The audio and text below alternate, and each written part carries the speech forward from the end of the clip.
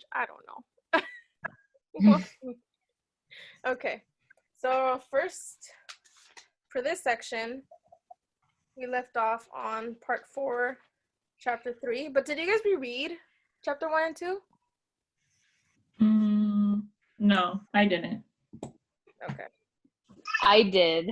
Yeah, I reread it. Was it more clear? A little bit. There was one thing, I don't know, like they said, Sandy said, what the dad, what's his name? Liam left on his motorcycle. But then, like, when Brenda and the kids returned to the house, there was like a vehicle there, not a motorcycle. We still don't know whose vehicle that was, right? Yeah, we don't know whose vehicle, but apparently that was Liam was dead, I guess. Yeah, because I also which we were not sure. Yeah. If it was Sean or Liam, unless Liam's pretending to be Sean, but no, I think Liam really was dead. Yeah, that could be true. I did a whole like little diagram to try and understand, because they were like the farmhouse, and then that was the house, and then they had a ranch, and then the trailers on the side. I'm like, it's really confusing, but I think it's sort of clear. Yeah. So in this section, we got a lot of information. Yeah, we did. I think it's crazy that I think it was Caitlin who like said something about something like big happening in the next like couple of chapters, and then boom, like murder. Yeah, it was crazy. And then we obviously later find out that Wavy and Kellen never actually had sex. But wasn't it interesting? Because did you guys believe that they had? The way they reintroduced it? Or like they told us about it? You didn't, Corina? I felt her description was something you would see in a porno or like read in like one of those like magazines or something. Yeah. And since she was always exposed to those, I felt like she probably came to the conclusion that she had to make it as believable as possible so he wouldn't go down for murder. Well, it even says that she was trying to just get a reaction out of him, and like at one point they did catch on that that's what she was doing. Right. And who did she tell that? I think she told, was it Amy, her cousin, that she did it for his alibi? But then, like, if she knew he was innocent, why would they need such a strong alibi? Like, I think the cops wanted to either get him for the murder or the rape, and they weren't. If it was just like, I don't know, sexual assault on a minor, they probably would have gone for the murder too. So if they had the rape case, then they were going to let go of the murder case. And that's what I think. That's why Wavy did such a detailed alibi. Yeah. That's just interesting, because I'm like, I don't know. I feel like, why have an alibi if he's innocent? So I feel like, could he still be part of this whole murder case? Maybe. Like, or could Wavy, or could even Donald be involved somehow? Oh, that's true. Especially because Donald was like, oh, there was a part where he was describing to the sheriff. He's like, so I went to the house to see if he, and then he just stopped. So like, who is he? Yeah. Yeah. Or could Uncle Sean? Because why is Uncle Sean like, don't communicate with them? It was kind of cool to see that. I think Katie, you mentioned it, that Donald could have been Sean's. Yeah, and I was like, oh my goodness, there it is. True. It was sad though. And maybe he was trying to get Donald, because why else would he like ask for him the DNA test and everything and take him from his aunt and his sister? And he must have maybe that was Sean's car in front of the farm, and he had took Liam's motorcycle. Because then you find the motorcycle in like a lake or something. Mm-hmm. Mm-hmm.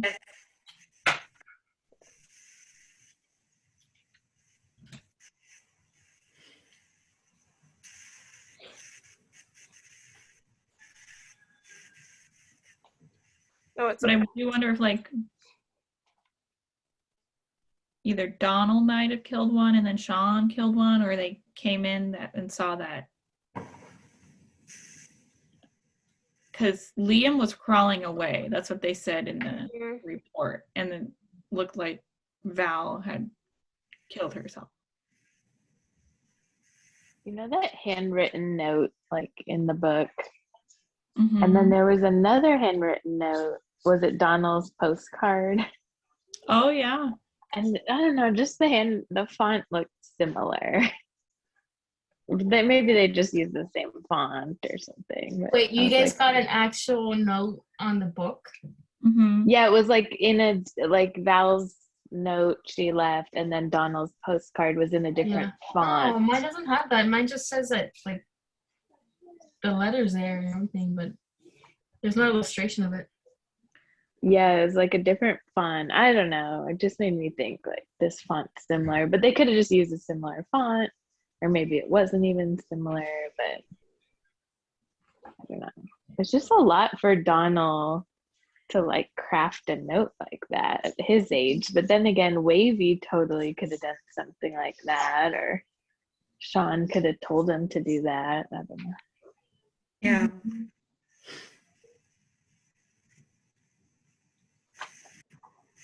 That's interesting because my fonts are different. Does yours look like, so my font is, I don't know if you can see that. Can you see Yeah, that's that what one? mine looked like. That's one, and the other one is like way more straight. Mm-hmm. Okay, yeah, maybe they were slightly different.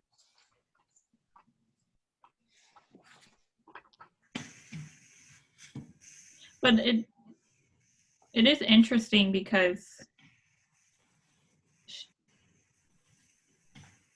I don't know why would, if that was a suicide note, why would she have to sign Val? Mm-hmm.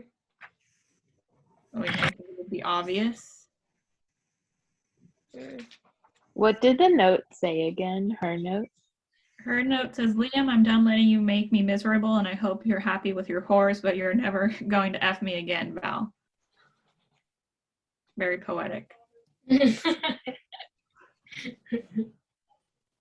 Which doesn't seem like maybe it's not a suicide note, it's like, I'm leaving you. Yeah, that's what I took it as too.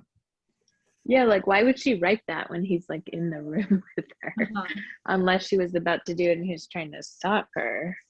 Mm-hmm. And then she just killed him too, but I don't know. We don't have a form of writing from Wavy, right? We do. Remember she wrote her classmate back? Oh, that's true. It's kind of like a cursive. Yeah, that's right. I was just thinking if it sounds the same because we do hear that she signs everything with "see you soon, love, Wavy." Mm-hmm. And then Donald ends up doing the same. And Val's just said Val, or? Yeah, I just said Val. I wonder if, let's see. It was sad that she never gets a response to any of her letters. Yeah. And also, I thought it was strange about when he was having his hearings and Wavy didn't show up. I would assume she just didn't know. Like her aunt didn't tell her. Because I think she would have showed up. Yeah. Yeah, that's super weird. Like, it seemed like she was going every year, right? And then she stopped going. But you'd think she'd know they're still happening every year. She didn't keep going. She went once, or she was supposed to go because she was supposed to testify. But she never actually went. So she never went. No. I think Brenda didn't let her since she was still like underage. Like Brenda, not manipulate her, but like could pretty much tell her like, no, you're not going, or you're gonna stay at home and stuff like that. I think. But then we find out that she's 18 and she's able to obviously make her own decisions as an adult. And I think Kellen was the one saying like, oh, this is the year that she's able to show up if she can, if she wanted to, and she's not here. Want to bring her over, baby? Does it say where he is incarcerated though? Maybe it was too far away, and if she didn't have her own money, she wouldn't be able to go see him. That's the only thing I could think of. Yeah, and it was far from the college, you said. Yeah. Like almost 300 miles from her college. Mm-hmm. Oh, that's true. Does she have a car? I don't think so. I think in college she does have a car. Let's see. She does. What was that? Who was that? Oh, that was Luis. Okay. I was like, I did not recognize it. Like, oh my goodness, I'm gonna go back to the recording and we're all gonna be like, why is there a boy here now? Hey, Luis. Oh my god. Well, maybe she doesn't. Wavy doesn't, because they said he was going to go to prison for 9 or 10 years. So maybe she just assumes, okay, in 10 years I'll try to seek him out again. Maybe because she didn't know about hearings. She's like, yeah, maybe she didn't know he could get early parole. Mm-hmm. And he thinks. I was a little confused. Was he released early? Yeah, because she just doesn't know, right? Because they can't have any contact. Yeah. Right. Look at this bib. Cute. It's Harry's father. Okay, sorry. Very cute. Does it say I'm a catch? Yeah. Oh, this one says I'm the keeper. Oh. Oh my god, Harry Potter. So cute. I bet he's a Hufflepuff, not Gryffindor. Not just. We're gonna have to have the babies take the test.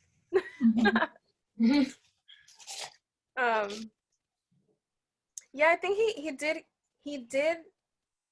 I want to say 5-6 years. 5 years, right? I think halfway. Yeah, something like that.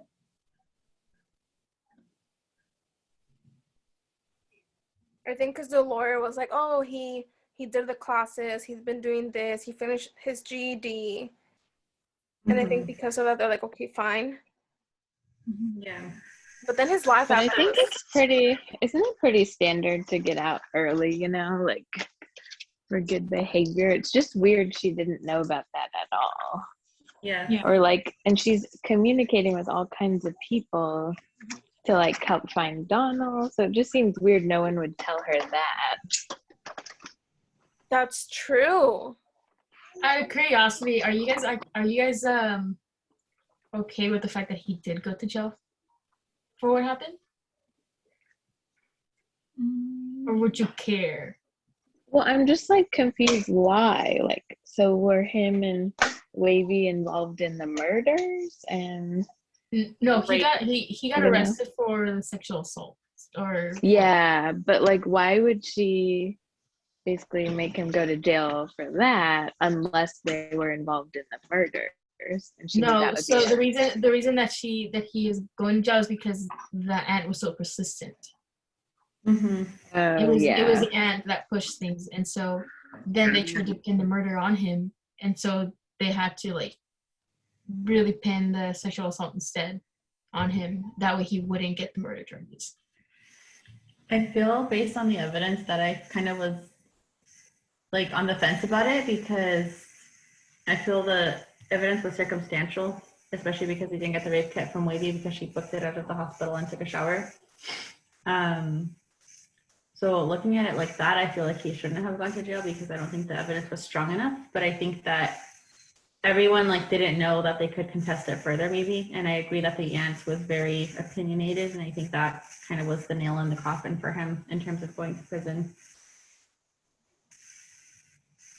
I think I'm in support of it just because maybe she wouldn't have gone to college and done the things she's done without him in her life. And he also got his GED. Mm-hmm. I mean, I don't always think prisons are like the most restorative place, but it did give him some time apart. That's true. If they're going to come together at the end, but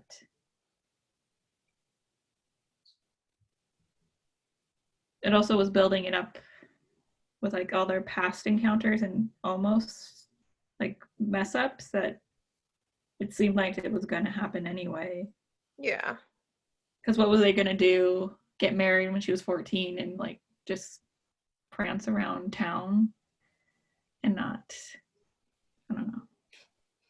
Well, do you think he would have still encouraged her to go to college? I think he would have. He kept he's the one, and I think they said it, he was the only one who still took her to school. Val didn't. Obviously, Liam didn't. So I feel like he would have been supportive. But I don't think she would have gone, maybe, because the reason she got so involved in school was from her heartbreak. Mm-hmm. Like she wanted to go learn things. That's the thing that I feel like he would have still helped her be successful somewhat. But I think from her part, she would still be super hung up on him, that would be her life. Just killing this, killing that, killing this. And she would not try and like do other things for herself.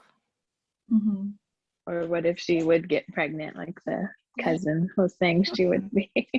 Exactly. Which I think that's what would have happened. Because they said after marriage, like, once we're married, we'll have sex and stuff. I'm like, she's just still pretty young.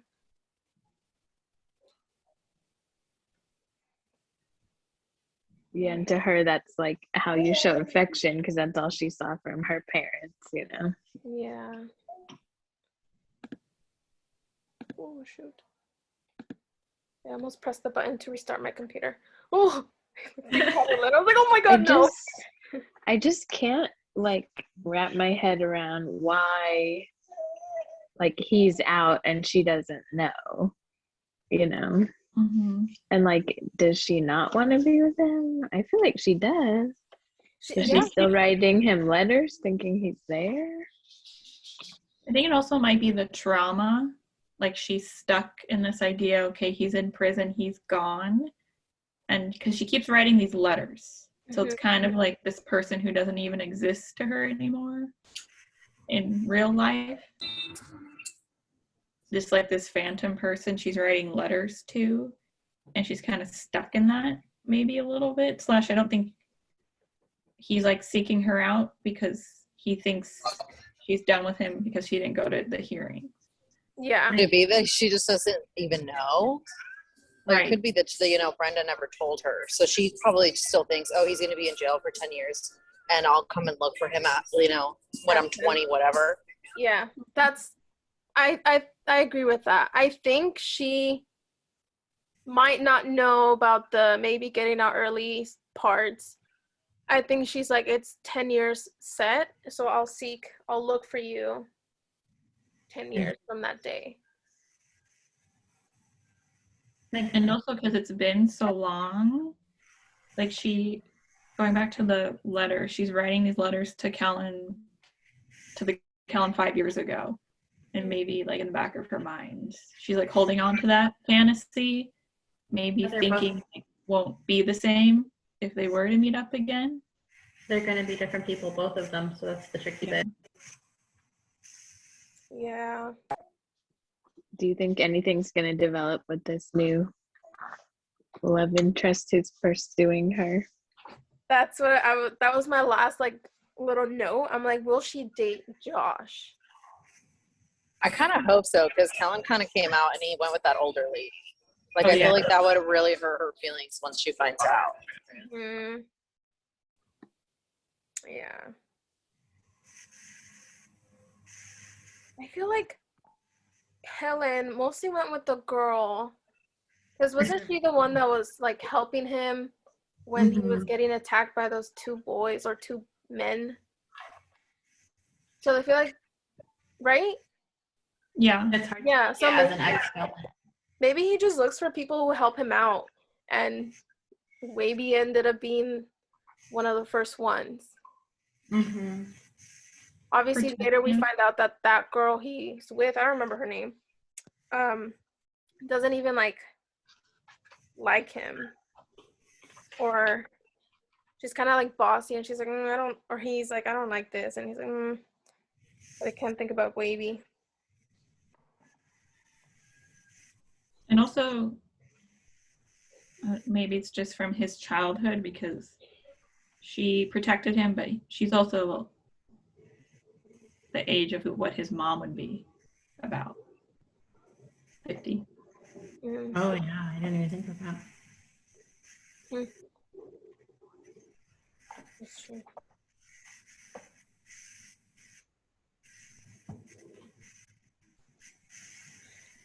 What do you guys think Renee meant by when she was talking about Wavy, saying, you make people interested in you by keeping secrets, not by passing them out like candy at Halloween? I think Wavy is like the opposite of Renee, and Renee was trying to get some attention, but then she found like her foil, and Wavy, because she's so different and withdrawn, I think it just captured her interest really in a big way.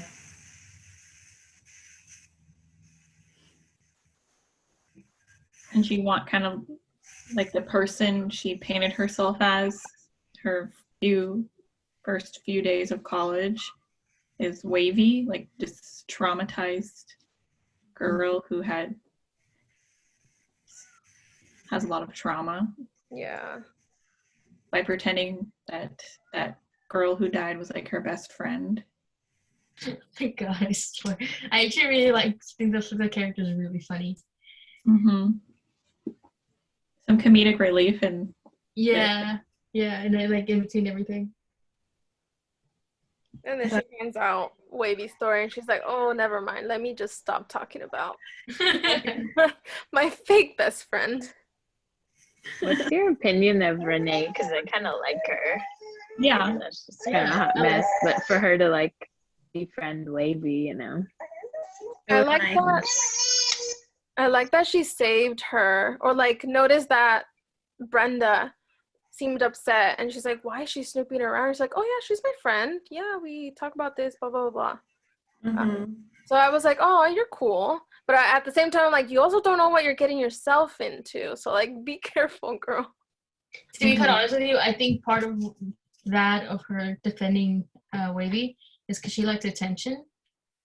So in any way that she can divert the direction to her, she's gonna take it. So why is she not gonna lie? Yeah. That's true. I also think she pushes Wavy a little, not directly, but it seems like Wavy's trying different things. Or Well, it's her first real friend, right? That isn't cousin or anything like that. That's her age. And I know it leaves off on that Renee trying to get her to talk to Joshua. But maybe she's able to succeed, and that's not something anyone else in Wavy's life was able to do, really. Right. Not distract, but put her attention somewhere else that wasn't Kellen, because I didn't mean she should totally put her life on hold just because she's waiting for him.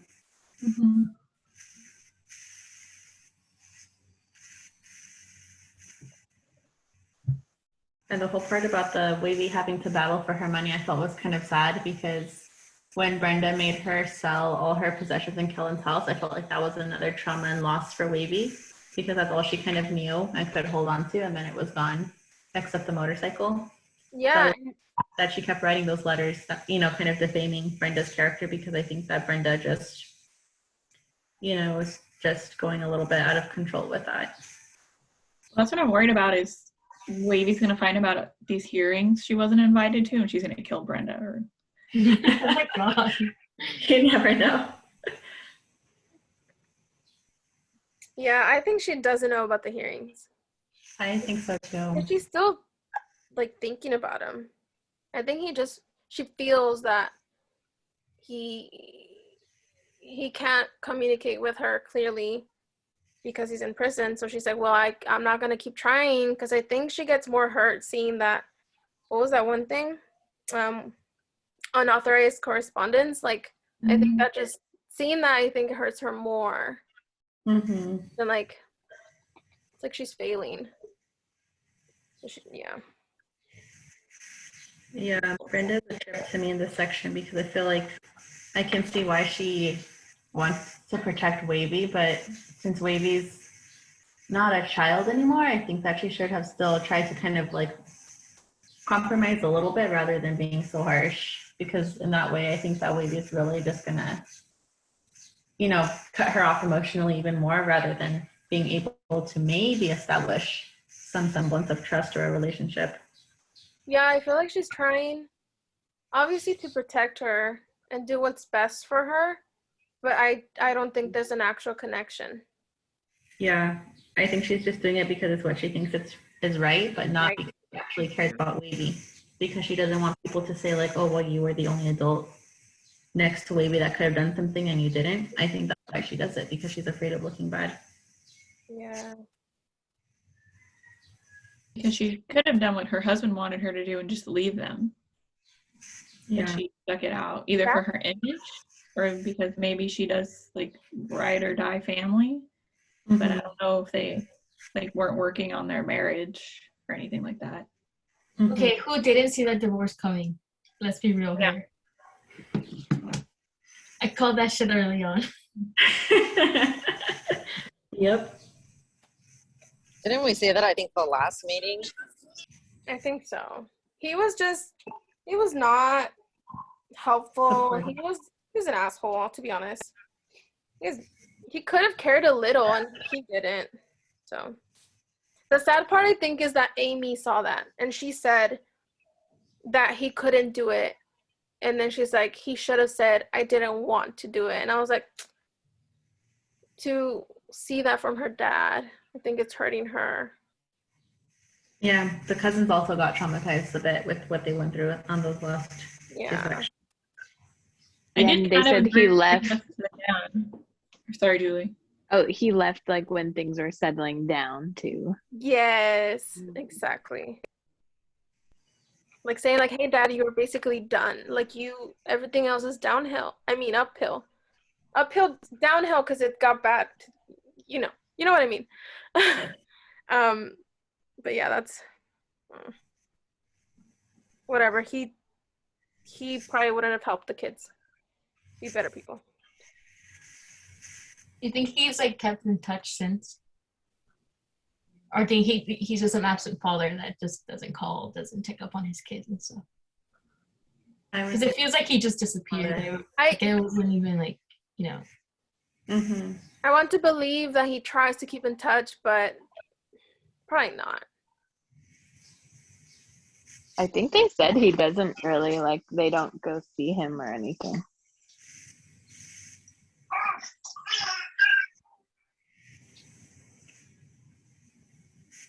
Oh, also, I'm just looking down at my notes, but when Kellen gave Brenda the paper with permission to marry Wavy, signed by Liam, I wrote down, never give people paper with sensitive information if you don't trust them, because of course. Oh yeah, when she like, come on, Kellen. Yeah, and even Kellen was like, if we would have gotten married, like blah blah blah. He just kept saying like, oh, if we would have gone through with it, like how different his life would have been. Mm-hmm. He would have been married and happy doing who knows what. But if it was like one day later and they did go to the civil court to get married, he would not have gone to jail, I bet. Oh yeah, exactly.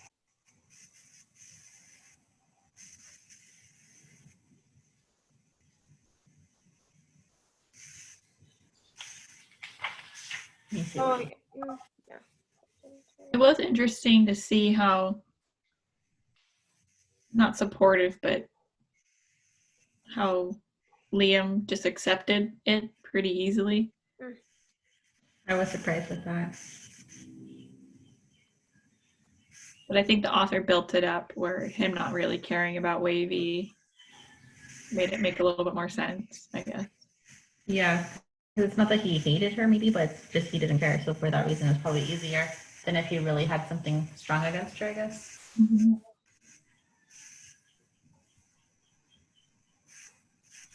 It was funny how Wavy did really well in school, and then she decorated the prom with like little phallic symbols and stuff. I was cracking up at that part. That's funny. Definitely.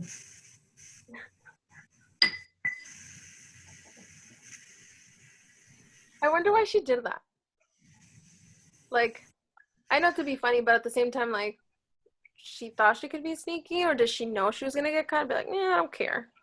Let me just. I think she likes to scandalize people. Like, yeah. She did the description of, you know, the sex scene when it didn't happen, and how she would tell the cousins and the other girls before, like, oh yeah, we did this. That's true. Maybe I think that's why Renee and her are pretty good together. Mm-hmm. Like she like both pathological liars. Yeah. Yeah, they both kind of like not necessarily like drama, but they or attention. We know that Renee likes attention. Wavy doesn't, but like you can tell that she likes to make up these big old comments. She likes to create chaos. That's what she likes to do. Yeah, exactly. She's an artist. There you go. Yeah. I thought it was funny that she's still sneaking food in college, and then when Renee gets dumped or something, right? They break into the cafeteria and eat all the things. Yeah, the stress eating. That was interesting because I feel like maybe that's why the author made sure that we knew that this was just the thing she did. She would go into other people's houses, grab food. And it was repeatedly. And at first, like I said, I was like, I don't, why? Like, it doesn't make sense. But now it's like, oh, it's still the same old Wavy, doing what she knows.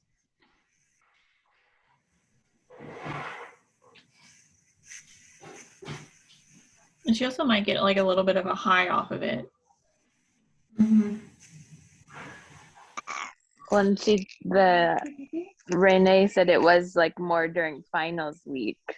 So it probably was like her stress coping. Because they did mention, I don't know if it was Renee, that they both had eating disorders. So I wonder if that's a type of eating disorder. Mm-hmm. I think it is based on the trauma that she got from her mom. Like the that it has germs, you know, things like that. I'm surprised her mom didn't make her drink bleach or anything like that. Mm-hmm.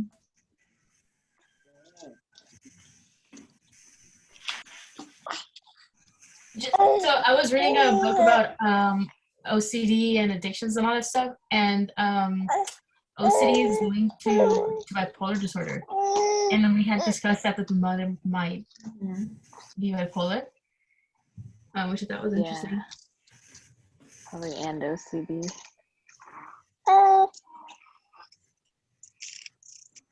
It's more like the delusions. The what? Like the delusion is like your mouth is dirty, you're dirty. Well, that's and what OCD is. Like people wash their hands 3 times because they think they're not clean. Yeah. Oh yeah, and the mom did do that, right? And she washed their mouth out and okay, yeah. That's like the compulsive part. I forgot about that. The eating part, it's on the same page as the eating disorder. I was rereading it, and it says that she ate the stockpile of food when she was stressed, but during finals is when she ate out of the trash. So I think she's de-stressing when she eats from the trash. So gross. Or like reverting back to like that phase of her eating or like she doesn't deserve to eat. Like from breaking in that she has to revert to trash because her mom say things are dirty. I don't know.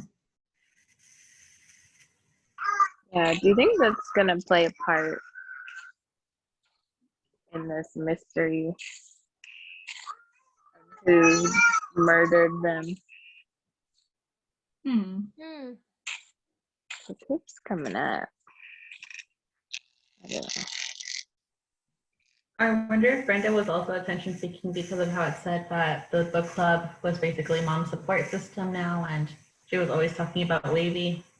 And she was also, you know, when they went to like the Sunday school or the Christian, whatever it was, you know, she was talking with the girl Charlotte about the concerns about not being baptized. So, Oh gosh, yeah, that whole episode. Yeah, was weird. That whole church youth group, was it Charlotte? Yeah. Charlotte, Oh my god.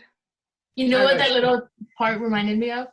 Mm-hmm. You know in Easy A, how Amanda Bynes' character is like really pushy towards Emma Stone about the Christian and like the virginity thing and all that stuff. That's what it reminded me of. And like the girl trying to save her and stuff. Yeah. That was creepy. Mm-hmm. Especially like she was getting emotional, right? She was like crying and shaking over it. She's also attention seeking. And yeah, that thing too, like she was crying just because she couldn't help Wavy, and I'm like, okay, girl, that's too much. Like, you barely know her, and you're over here like, oh, I've lost you. Like, you're going to hell because you're not letting me help you. I'm like, wow. I don't know. Yeah, because they want to seem like good people. Yeah. Oh man, she was something else. I also think she might have been scared that she couldn't control Wavy using religious beliefs.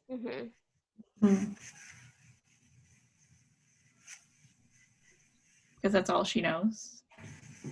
Like a deep topic, and I think she had like good intentions to be like, you know, God will forgive that sin. But Wavy's just like, well, I don't want him to forgive it. Like, I'm glad that happened. Like, I would do it again. Which, knowing that they didn't actually do it, and she was saying like, no, I still want to, like, I don't want to be a virgin. Do you think maybe she doesn't really know? I think she did go all the way or something. Yeah. So that counts. Maybe. I thought she kind of found it upsetting because she wanted to, and it didn't happen. Yeah. I think that's more it.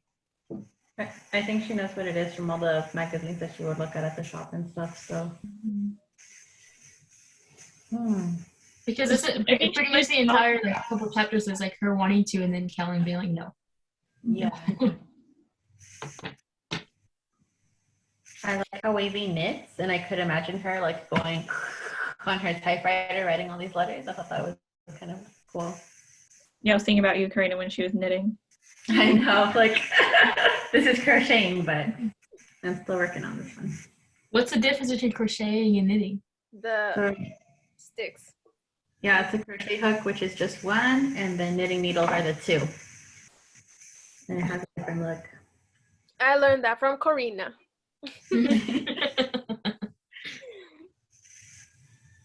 I would say knitting too, and she's like, no, crochet. I was like, okay.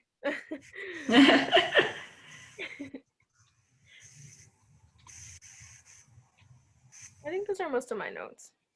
Do we think Sean did it and him and Donald are just on the run? I still suspect Sean, yeah. I think it could be Sean. I think Kellen is innocent, although he has killed other people, and I'm pretty sure he could kill them. I don't think he would try and hurt Wavy that way. Because it's her parents, yeah. I think that he wouldn't do it either. And like Liam is not trying to keep them apart. And then Val at towards the end wasn't really doing much. All the damage was already done previously. Right. Maybe Sean was trying to like take Liam's place as the kingpin for the meth lab, and everything just went sour. That's another thing I could think of.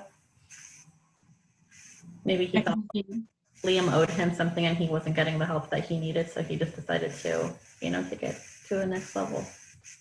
I kind of want to Google meth labs just to see what they look like. It's not like that Breaking Bad show. Yeah, if you watch Breaking Bad, you'll get all the. I didn't watch it, but I never watched it either. There was one in San Diego in a house that exploded, and the whole house was on fire and burned down. Wow. I don't know. I still think Wavy had something to do with it because, why did Wavy basically put Kellen in jail? If she knew they were both innocent, she didn't have to, give that strong of an alibi. I think they had to choose between him being convicted of murder and him being convicted of rape. I think maybe the risk of being convicted for murder and rape too. I mean, I don't know how much Wavy knew at that point. That's the tricky bit about how the system works. But if he went down for murder, he would have gone for many more years, and maybe she just wanted to play it safe. Yeah, because he also asked Wavy to say what was happening. Yeah. And Donald did say he. So who is he? Mm-hmm. Mr. Sean, Daddy Sean. Maybe it's still Kellen. I don't know. I'm just kidding. Ugh. But in the crime scene when they were in the garage, they did talk about how there was blood on the quarter-sized droplets of blood next to one of the cars, and that there is blood on the calendar that had Wavy's birthday noted, and that Kellen had touched the gun, saying that he had scared off a possum, which kind of seems like a lame story.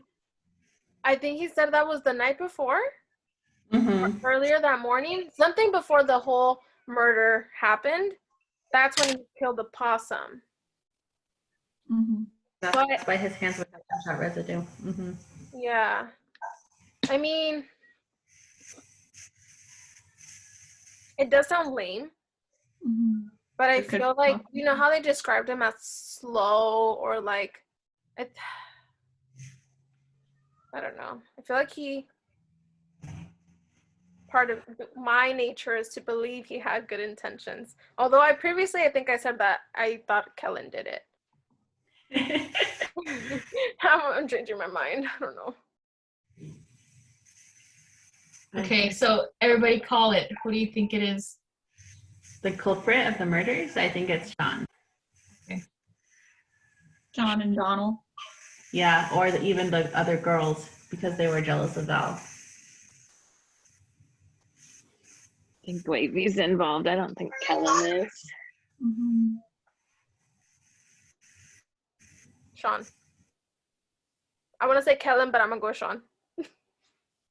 I think that's nice. I was going to ask you, Brisa, what do you think? But I realized I should know. No, she can't say. I also tried not to look at Brissette when everyone was saying something because I don't know how expressive she is. Oh, I haven't even been looking at the screen. I know, exactly. And I'm looking down, not looking at you. I'm not looking at the screen for that purpose, just in case I smirk or something. Yeah. Micro expressions. Okay, so our next section, if there's any more comments or questions, is the end. What should be short, 60-some pages? Well, in my book. So it's shorter than the previous. So it's part 5.6 to the end. Yes. I don't want to read what it says. Okay, cool. Yeah, so that until the end. And now we can talk about our upcoming book suggestions. Okay, let me see if Rika wants to listen into this part. Okay.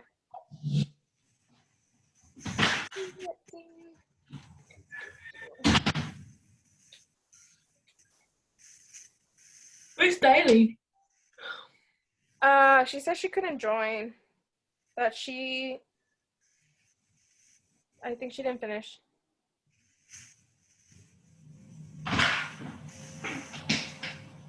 Okay, he says he will vote later because he's working with the schools right now. What was that? He'll just vote later. Okay. You can also tell him that I can post the video and he can watch it later. That last section. So. Alrighty. Okie doke. So I have to Hey, vote. Mirala, drinking wine. Ooh. Yep. Oh, I didn't see. I have a little glass going here with my popcorn and cashews. April's book. Okay. Who's ready for the first one? Not me. Someone else, please. I can go first. Okay. So I just found this like when we were talking, so. Look at that golden hour glow. Mhm. Okay, what's the book? No, that's oil. Yeah.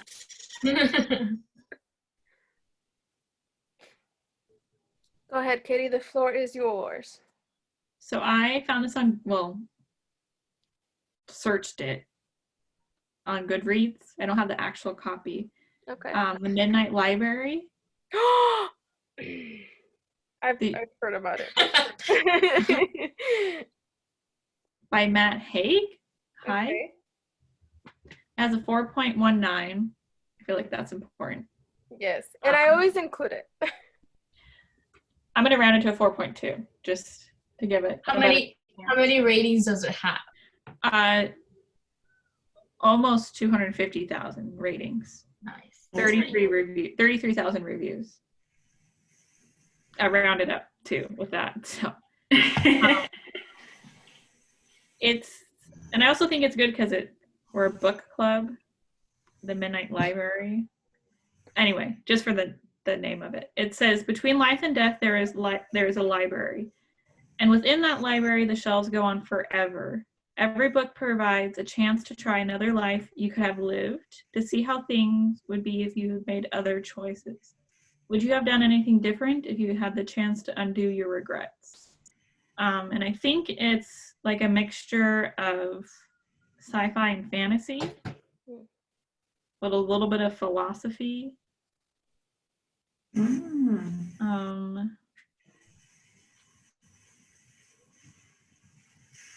But yeah,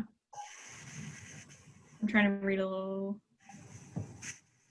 That reminds me of the book that you got me, Judith. The Midnight Library? The Before the cafe Coffee one? Gets Cold? Mm-hmm. Yeah. I know it. Wow. When Katie said that you can experience different lives, I was like, that sounds like yours. And it's from the Good Morning America Book Club. They picked it too. Cool. How old is the book? It's this one?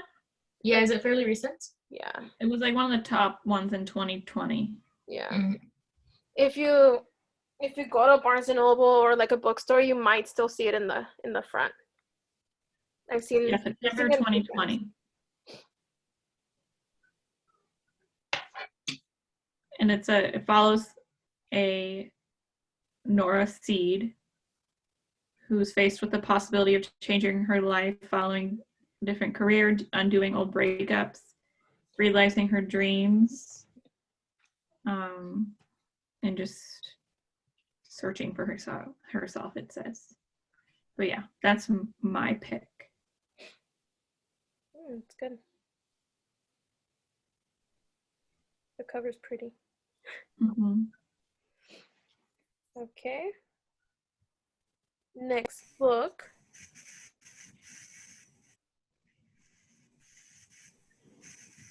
If anybody else has a book.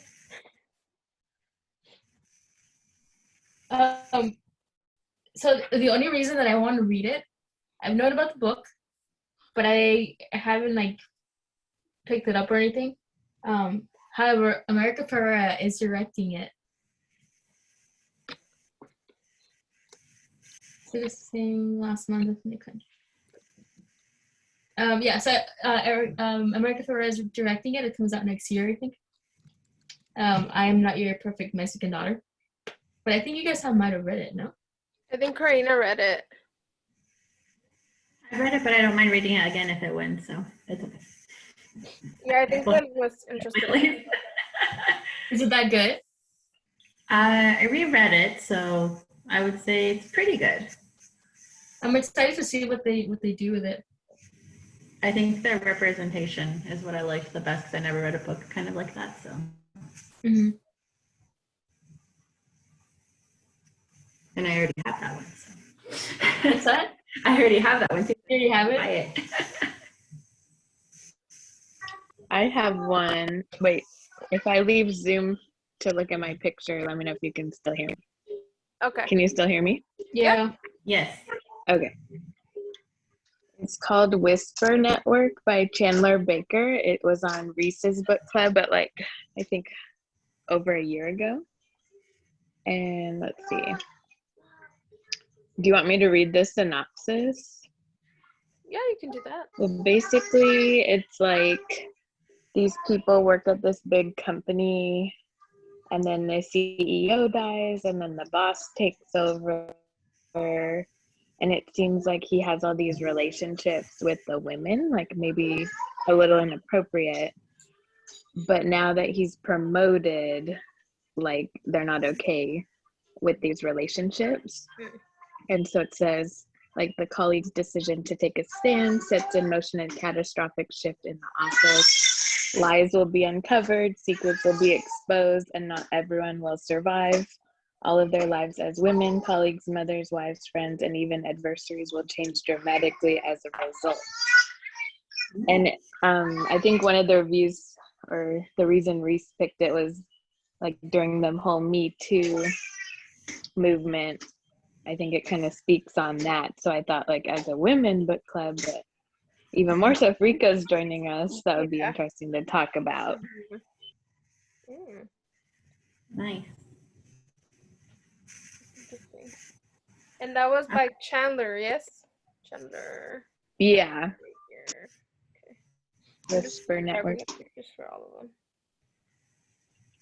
Oh, and there's plenty of copies for us on Libby.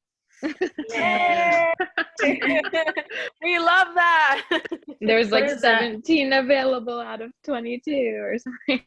Libby? Libby is the app where you can Libby. Get ebooks for set. Oh. We've mentioned it previously, but most of the books that we've tried, like Mexican, Gothic, and even I think this one, it had a wait time to borrow the book. So yeah, that'd be good. You'd have to struggle for too long. Kindle. I read 2 books on my Kindle now.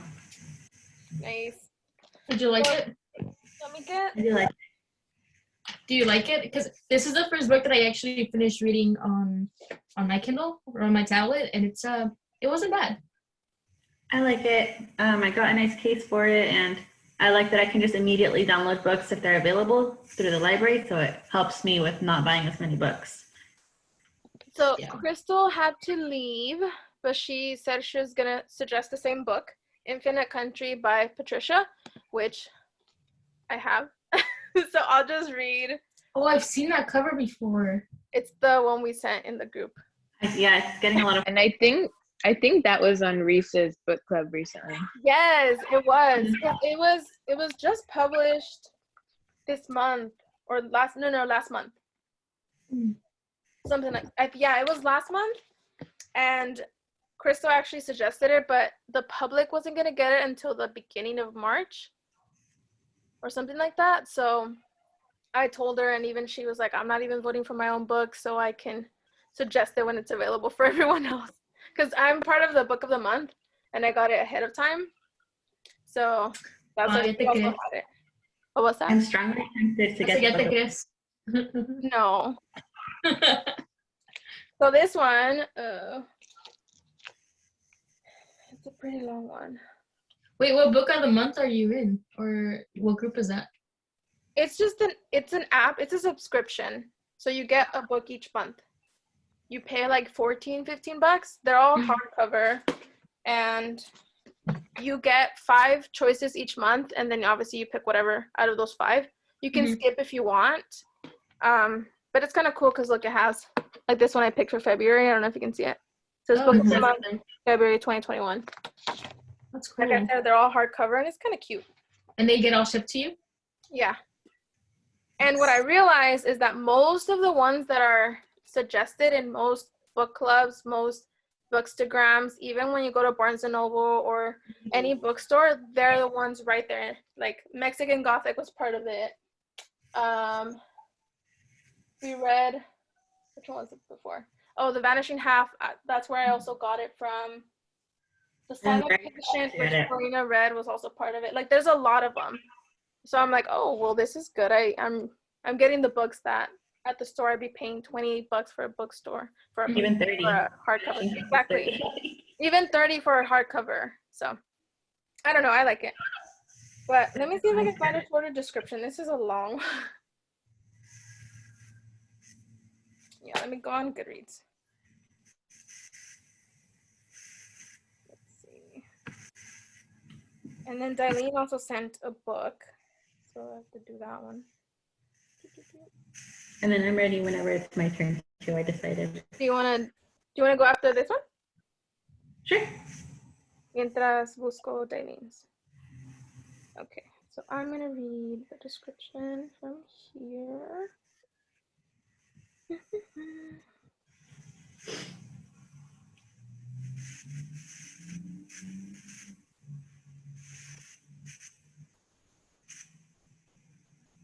Oh, they're so long.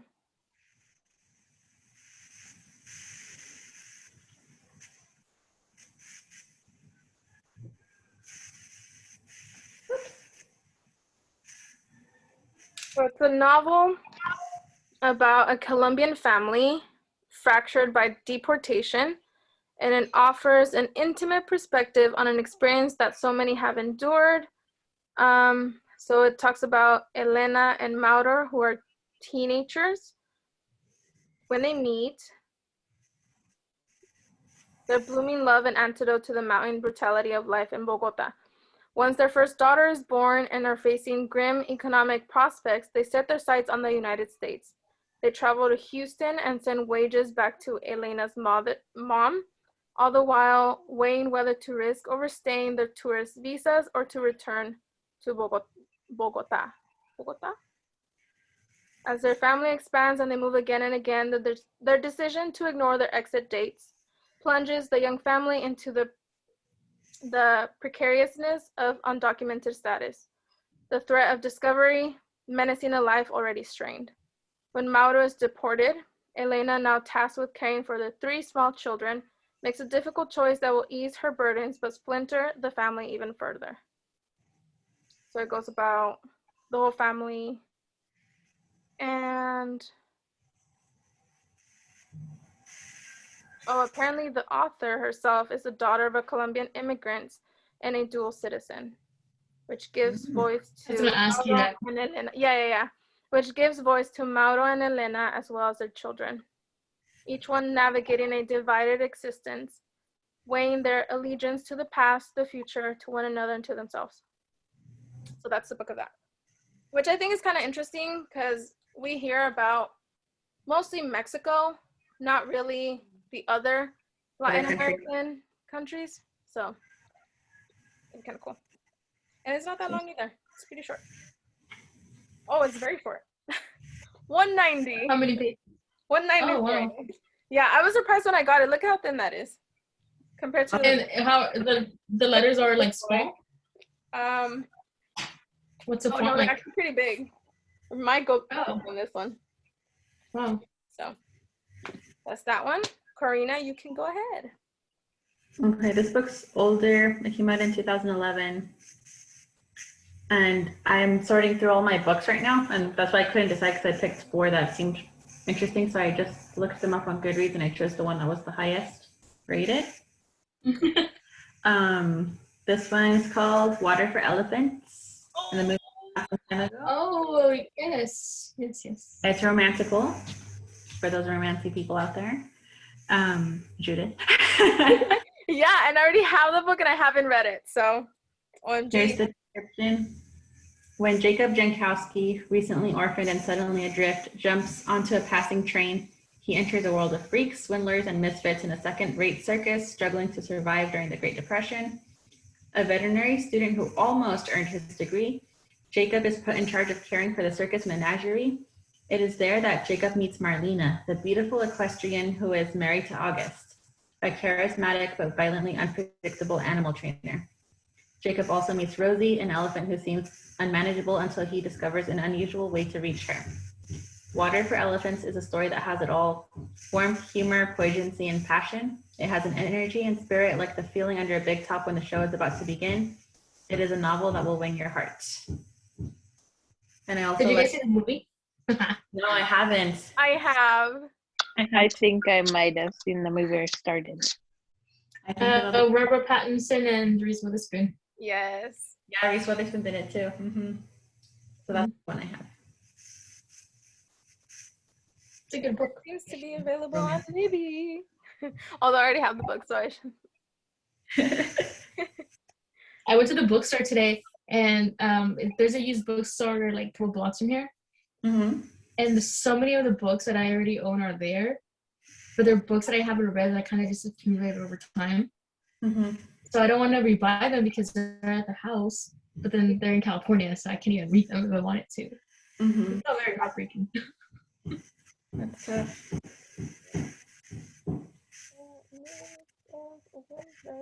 Okay, so Dining. I've always wanted to read Water for Elephants, but can I just tell you guys a very small story? No. Yeah. When Go I- for it's not really a story. It's just when I went to go see that movie in theaters, I was in high school. And I mean, I'm still pretty immature, and I won't give any spoilers, but there's one particular scene that's a little bit more mature. And I like couldn't stop laughing. No. But it was Reese Witherspoon and Robert Pattinson, and I was like, you would have thought it was 12 years old. That's hilarious. But Oh my gosh. That's so always good memories. Who are you with? I think that matters. My friend, just like my closest friends in high school, Okay. and we had like the brains of 8-year-olds. I don't know, but I was the only one laughing, so. So I'll probably laugh in the book too. We'll see. When I watch the movie, and I think of you laughing, Katie. It's okay. So, Darlene's book is Isabel Allende's In the Midst of Winter. I don't know if anybody has read that or heard of it. So it says, let's see. It's a novel about 3 very different people who are brought together in a mesmerizing story that journeys from present-day Brooklyn to Guatemala, in the recent past to 1970s Chile and Brazil. The book begins with a minor traffic accident, which becomes the catalyst for an unexpected and moving love story. Oh man. Between 2 people who Oh no. I just like, you mentioned love and I'm in. Like, I don't care if it's a sad or horrible love story, I'm in. Between 2 people who thought they were deep into the winter of their lives. Richard, a 60-year-old human rights scholar, hits the car of Evelyn Ortega, a young, undocumented immigrant from Guatemala, in the middle of a snowstorm in Brooklyn. What at first seems just a small inconvenience takes an unforeseen and far more serious turn when Evelyn turns up at the professor's house seeking help. At a loss, the professor asks his tenant, Lucia, a 62-year-old lecturer from Chile, for her advice. These 3 very different people are brought together in a mesmerizing story, which was already said. Why is it repeating? So from present day to Brooklyn and Guatemala. And it sparks the beginning of a long overdue love story between Richard and Lucia. So Richard. Is that another like age gap thing again? No. So Richard is 60-year-olds and Lucia is 62. Oh, So, okay. So Richard is the guy who hits Evelyn in the accident. Evelyn is the immigrant. Lucia is a 62-year-old tenant of, I think, Evelyn. So Richard falls in love with Lucia, the tenant that is trying to help the immigrant. So maybe that's where problems arise. It explores the issues of human rights and the plight of immigrants and refugees. The book recalls Allende's landmark, the novel The House of the Spirits, in the way it embraces the cause of humanity, and it does so with passion, humor, and wisdom.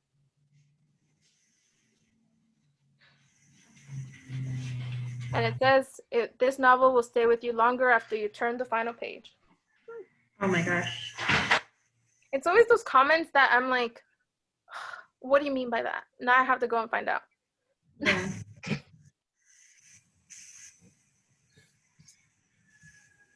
Eileen has been trying with Isabel Allende. Maybe this time. I've never read a book by Isabel Allende, but I really want to. That makes it a tempting choice. She's an iconic author. I always judge a book on its ending. Like, if it's a good ending, then it's a good book. Which is probably doesn't even need to be said, but sometimes endings are not good. Yeah. Like the Mexican Gothic, it was an okay ending, but we wanted more. Yeah, that's what kind of made it like meh. I don't give it a 5. I'll give it a 4 maybe. But do you want like a happy ending or like an informative ending that answers all your questions, or do you like having questions unanswered? I think a powerful ending. That, because I don't mind like questions not being answered, like leaving it up to the imagination, but like with the Mexican Gothic, not to give it away, it was kind of like lackluster. Yeah. Yeah. It was kind of like Because the one we read before that, I felt like it was somewhat powerful or interesting or emotional, I guess. Everything I Never Told You. Like it satisfied you knowing that there was some hope for the characters. Right. Something good that was going to happen to the characters. And in the previous one, it was just kind of like, it just ended there. And you're like, well, okay. So I'll give you my full review of this ending. So be prepared. Like, you already read it? Wait, what? No. I was so confused. No, not yet. Yeah. Next week. Next week we'll get Kitty's full review. All right. I'm excited. Okie dokes. So 6. Voting. Are you guys okay with Wednesday this week? Yeah. I'll put the books up. I'll add links if you guys want to go and look back at some of the descriptions and stuff. I'll try and update that right now. If not, later too. No, I'll try and do that right now. I have time. It's 7. So okay. You're a better adult than I am. Just want you to know that. Me? Yeah. No. Okay. So I still have to do my laundry. I still wait until last minute, so yeah. Okay. We're working on that. Okie dokes. Nice seeing you guys. Great discussion. Can't wait until next week. Beautiful. Thank you. Bye. Bye, everyone. Bye. Bye. Have a good night. Good night. Oh shit.